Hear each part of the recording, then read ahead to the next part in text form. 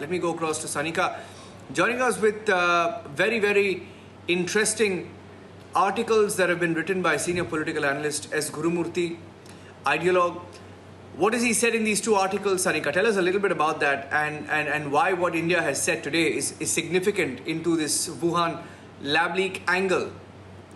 Niranjan, you remember we'd interviewed a leading science writer, Nicholas Wade, a couple of weeks back, and when he spoke to you, he spoke about how there should be a thorough investigation into the Wuhan lab leak theory, not ruling it out completely. Now, Gurumurthy is taking forward this theory, in fact, adding on to it, giving more links and leads as far as the Wuhan lab leak theory is concerned, talking about how coronavirus could not be naturally evolved or developed as Chinese government wants us to believe. Now, I'm just reading some excerpts of the articles. There are two articles in question, and I'm just reading some excerpts from there.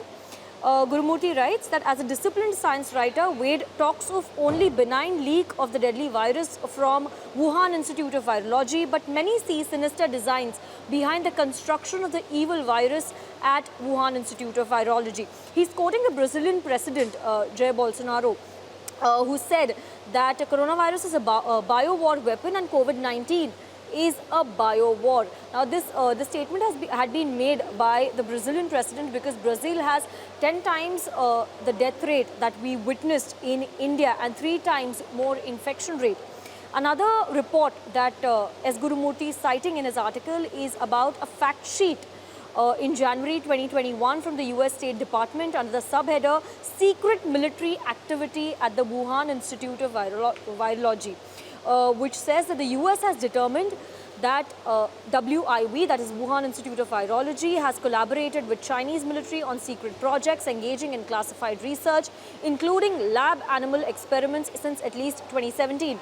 Adding that the Chinese have been engaging in bioweapons work, it said that the US and others who funded or collaborated with Wuhan Institute of Virology had an obligation to find out whether any research fund was diverted to secret Chinese military projects.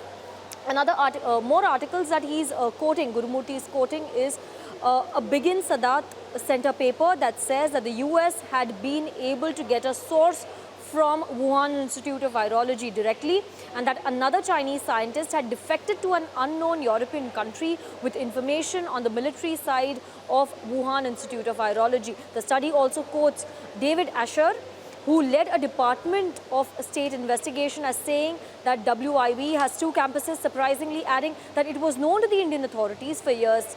The report that even Republic had reported on about the 2015 Chinese military report, S. Gurumurthy goes on to say that he's quoting the Australian media here, saying that the Chinese army had projected that the next world war would be fought with bioweapons, and for that purpose it developed in 2015 coronaviruses to destroy the enemy's health infrastructure. It added that the US State Department has obtained Chinese documents that disclose the design.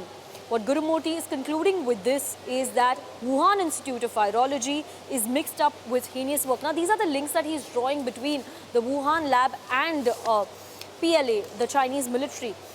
And in fact, there are certain concerns that he's also red flagging. One is of the global security issue, that Wuhan Institute of Virology at Wuhan was not just a civilian science academy. It partners with the People's Liberation Army. He's also going on to say that COVID-19 is a deceptive name because the deceptive narrative of the pandemic, which implies it was natural evolution itself, misdirected the search for the cause and the source of the virus away from truth.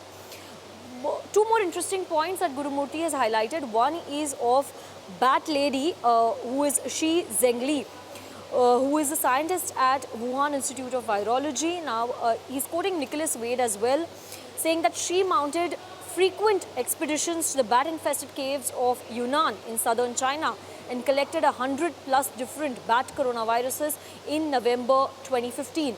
And another link, Niranjan, as you know, that we've also very frequently mentioned is of the Peter Daszak link, who subcontracted the coronavirus.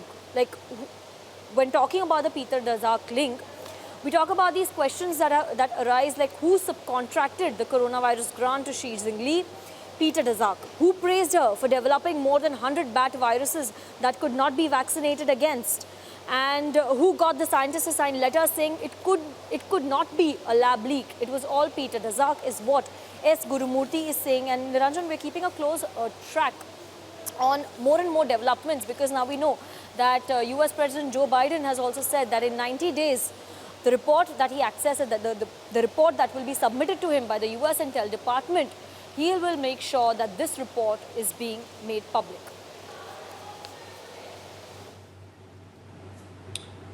Thank you for that, Sanika. That's also our top focus at 9 p.m. as we continue to look into the China COVID truth. The story is gathering pace and global powers are now taking a stand to get to the logical end